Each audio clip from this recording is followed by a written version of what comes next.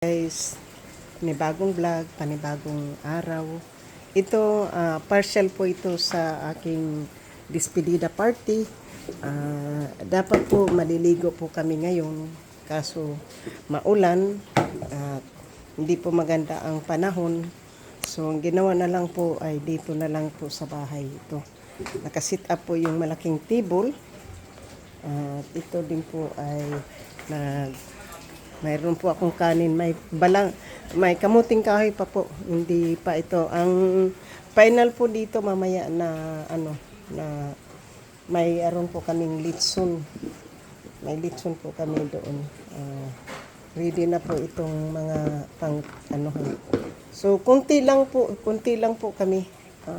Shout out po sa lahat ng aking mga minamahal mga subscribers, silent viewers, sa mga OFWs, kaibigan at hindi, mega love shout out po. Thank you sa lahat. Thank you.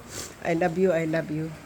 So, despedida party ko po ngayon.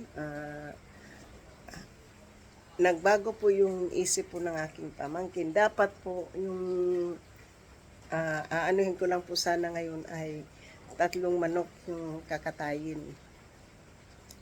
Kaso lang po yung pamangkin ko, mayroon po siyang nangarap po siya na yung nag-promise po siya na pag umuwi daw ako ay magkakatay po siya ng baboy.